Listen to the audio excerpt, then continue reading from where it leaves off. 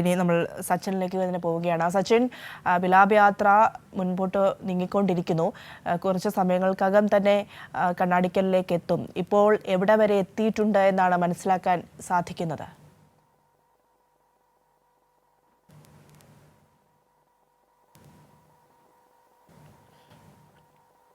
സച്ചിൻ, കേൾക്കാമോ?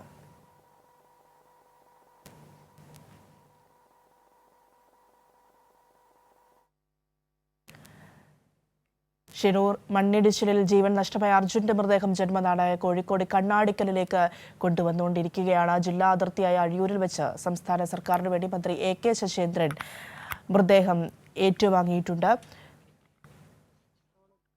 സച്ചിൻ, ഇപ്പോൾ വിലാപയാത്ര എവിടെ വരെ ആയിട്ടുണ്ട് എന്നാണ് മനസ്സിലാക്കാൻ സാധിക്കുന്നത്?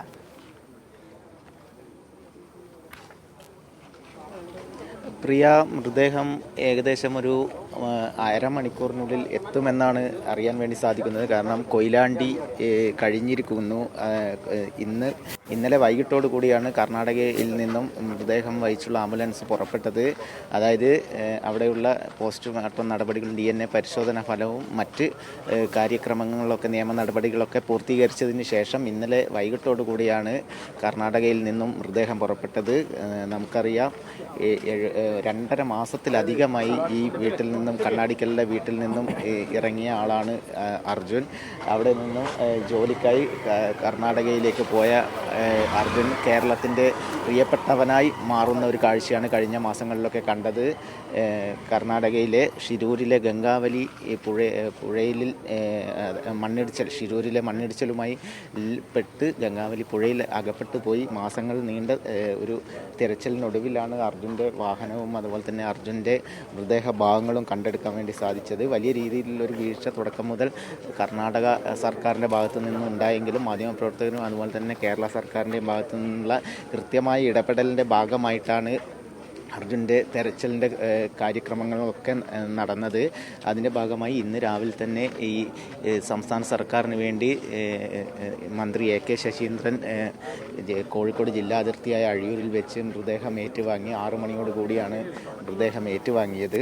നേരത്തെ തന്നെ എത്തുമെന്ന് പറഞ്ഞിരുന്നെങ്കിലും ഏറെ വൈകിയാണ് മൃതദേഹം കോഴിക്കോട് ജില്ലാ അതിർത്തിയായ അഴിയൂരിൽ എത്തിയത്. അഴിയൂരിൽ നിന്നും റോഡ് മാർഗം തന്നെയാണ് കർണാടകയിൽ നിന്ന് ഇന്നലെ വൈകിട്ടോടുകൂടെ മൃതദേഹവും വഹിച്ചുള്ള ആംബുലൻസ് പുറപ്പെട്ടത്. അത് കർണാടക പോലീസിൻ്റെ അകമ്പടിയോടുകൂടെ തന്നെയാണ് ഈ കോഴിക്കോട് കണ്ണാടിക്കൽ വീട്ടിലേക്ക് അർജുൻ്റെ ചേതനയേറ്റ മൃതദേഹ ഭാഗങ്ങൾ എത്തിക്കുക.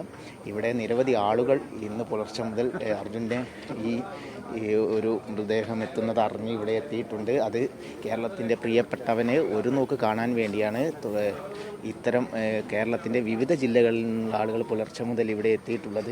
അവരൊക്കെ പറയുന്നത് വളരെ വൈകാരികമായി തന്നെയുള്ള കാര്യങ്ങൾ തന്നെയാണ് അവരൊക്കെ പറയുന്നത്. കാരണം നാട്ടിലൊരു പൊതുപ്രവർത്തകനായിരുന്നു, യുവജന സംഘടന DYFI അടക്കമുള്ള യുവജന സംഘടനയിൽ വലിയ രീതിയിൽ പ്രവർത്തനങ്ങൾ കാഴ്ചവെച്ചു. കഴിഞ്ഞ പ്രളയകാലത്ത് വെള്ളപ്പൊക്കമൊക്കെ ഉണ്ടായപ്പോൾ സജീവമായി രംഗത്തുണ്ടായിരുന്ന ഒരു വ്യക്തി കൂടിയാണ് അർജുൻ. അതുപോലെ നാടിൻ്റെ എല്ലാവരുടെയും നെഞ്ചിൽ ഒരു വലിയൊരു സങ്കട കണ്ണീരായി മാറിയിരിക്കുകയാണ്. അർജുൻ്റെ വാർത്തയറിഞ്ഞും അതുപോലെ തന്നെ അർജുനെ കാണാതായത് മുതൽ തന്നെ ഈ കേരളം ഒന്നാകെ അർജുന് വേണ്ടി രംഗത്തുണ്ടായിരുന്നു. അതിൽ സംസ്ഥാന സർക്കാർ അടക്കം വലിയ രീതിയിലുള്ള പ്രവർത്തനങ്ങളുമായി മുന്നോട്ട് പോയിരുന്നു. വലിയ രീതിയിൽ ഇവിടെ എല്ലാ മേഖലയിൽ നിന്നുള്ള ആളുകൾ ഇവിടെ എത്തിയിട്ടുണ്ട്. അർജുന് മുൻപ് പരിചയമുണ്ടോ? ഇല്ല, പരിചയമില്ല. ഈ വീഡിയോയിൽ കണ്ട രസം പരിചയമാണ്. എവിടുന്നാണ് വരുന്നത്? മലപ്പുറം തിരൂരങ്ങാടിയിൽ നിന്ന്. ഈ അർജുനെ കാണാതായ അന്ന് മുതൽ തന്നെ വലിയ രീതിയിലൊരു വൈകാരികമായ ഒരു കേരളം മാറിയിരുന്നു. ആ ടെൻഷനിൽ ഇപ്പോഴും ഒരു വലിയൊരു തീരാനോവായി മാറി. അതെ, ഒരു നോക്ക് കാണാൻ വേണ്ടി കാണാൻ ഞങ്ങൾ പുലർച്ചെ 3 മണിക്ക് എത്തിനോടാ. പുലർച്ചെ 3 മണിക്ക്? സുഹൃത്തുണ്ട്, പേര്? എൻ്റെ പേര് മൊയ്തീൻ. അപ്പം മൊയ്തീൻ പറഞ്ഞ വാക്കുകളിൽ നിന്ന് തന്നെ വ്യക്തമാണ് അർജുൻ എത്രത്തോളം കേരളത്തിൻ്റെ ഹൃദയത്തിലാണ് എന്ന കാര്യം വ്യക്തമായി. കാരണം മലപ്പുറം തിരൂർ അങ്ങാടിയിൽ നിന്ന് പുലർച്ചെ 3 മണിയോടുകൂടിയാണ് കോഴിക്കോട് കണ്ണാടിക്കൽ അർജുൻ്റെ വീട്ടിലേക്ക് മൊയ്തീൻ കുട്ടി എന്ന് പറഞ്ഞ ആൾ മലപ്പുറത്ത് നിന്നും എത്തിയിട്ടുള്ളത്. അത്തരത്തിൽ ഒരു വലിയൊരു കേരളത്തിൻ്റെ ആളുകളെ ഒരു വൈകാരികമായി ഏറ്റെടുക്കുന്ന ഒരു രീതിയിൽ തന്നെയാണ് ഒരു കാഴ്ച നമുക്ക് കാണാൻ വേണ്ടി സാധിക്കുന്നത്. ചേട്ടനും മലപ്പുറത്തു നിന്നാണോ? ഞങ്ങൾ 3 പേരും മലപ്പുറത്തുള്ള മൂന്നാൾ കമ്പനിക്കാരാണ്. പിന്നെ അർജുനെ ഇത് കാണണം എന്നുള്ളൊരു ആഗ്രഹം വെച്ചുകൊണ്ട് പോകുന്നത് തന്നെയാണ്.